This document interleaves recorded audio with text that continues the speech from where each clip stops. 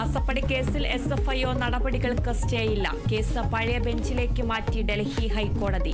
കുറ്റപത്രം നൽകിയ സാഹചര്യത്തിൽ CMRL ഹർജി നിലനിൽക്കില്ലെന്നും കോടതി. കേസിൽ മുഖ്യമന്ത്രിയുടെ മകൾ T വീണയ്ക്കെതിരെ EDയും കേസ് എടുത്തേക്കും. മാസപ്പടി കേസിനെ ഗൗരവമായി കാണുന്നില്ലെന്നും കേസ് കോടതിയിൽ നടക്കട്ടെ എന്നും മുഖ്യമന്ത്രി.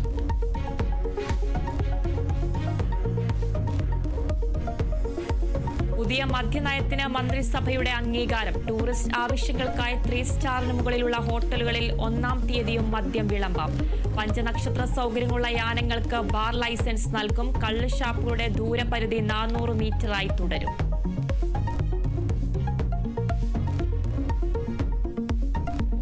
ലഹരിക്കെതിരെ സംസ്ഥാനം യുദ്ധം നടത്തുന്നുവെന്ന് മുഖ്യമന്ത്രി. വിപുലമായ കർമ്മ പദ്ധതിക്കായി ചീഫ് സെക്രട്ടറിയെ ചുമതലപ്പെടുത്തിയെന്ന് പിണറായി വിജയൻ. ഈ മാസം 17 സർവകക്ഷി യോഗം ചേരും. ലഹരിക്കെതിരായ യുദ്ധം തുടങ്ങേണ്ടത് വീടുകളിൽ നിന്നാണെന്നും മുഖ്യമന്ത്രി. ലഹരി വിപത്തിനെതിരെ സംസ്ഥാനം യഥാർത്ഥത്തിൽ യുദ്ധം നടത്തുകയാണ്. വരും തലമുറകളെ കൊടും വിപത്തിൽ നിന്നും രക്ഷപ്പെടുത്താനുള്ള മഹായജ്ഞത്തിന് ഈ നാടിന്റെ ആകെ പിന്തുണയും പങ്കാളിത്തവും ആവശ്യമാണ്.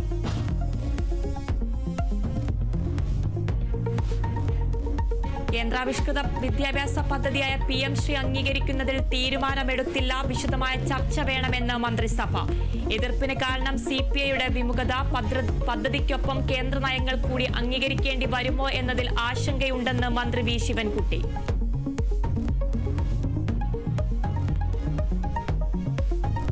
ആശാസമരത്തിനെതിരെ മുഖ്യമന്ത്രി. സമരം അവസാനിപ്പിക്കുക എന്നത് നാടിന്റെ പൊതുവായ ചിന്തയുടെ ഭാഗം.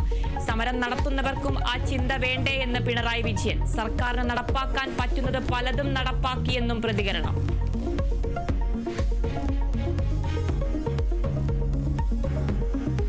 റിപ്പോ നിരക്ക് വീണ്ടും കുറച്ച് റിസർവ് ബാങ്കിന്റെ പുതിയ പണനയം. റിപ്പോ നിരക്ക് 0.5% കുറച്ചു. ഭവന വാഹന വായ്പകൾ അടക്കമുള്ളവയുടെ പലിശ നിരക്ക് കുറയും. റിപ്പോ നിരക്ക് കുറയ്ക്കുന്നത് തുടർച്ചയായ 2ാം തവണ.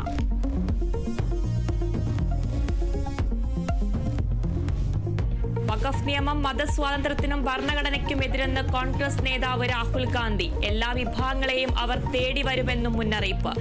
ജാതി സെൻസസിൽ നിന്ന് പിന്നോട്ടില്ലെന്നും AICC സമ്മേളനത്തിൽ രാഹുൽ. രാജ്യത്തെ തന്നെ നരേന്ദ്രമോദി വിൽക്കുമെന്ന് കോൺഗ്രസ് അധ്യക്ഷൻ മല്ലികാർജുൻ ഖാർഗെ.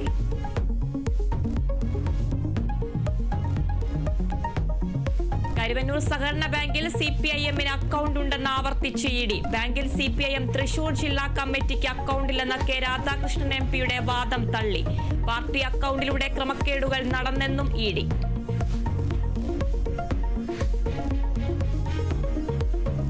IAS തർക്കത്തിൽ പ്രശാന്ത് IASന്റെ പരാതികൾ നേരിട്ട് കേൾക്കാൻ മുഖ്യമന്ത്രിയുടെ നിർദ്ദേശം. ചീഫ് സെക്രട്ടറി നേരിട്ട് ഹിയറിംഗ് നടത്തും. ഹാജരാകാൻ ആവശ്യപ്പെട്ട് പ്രശാന്ത് IASന് നോട്ടീസ് നൽകി. നീക്കം വകുപ്പുതല നടപടികളിൽ പരസ്പര പഴിചാരൽ തുടരുന്നതിനിടെ.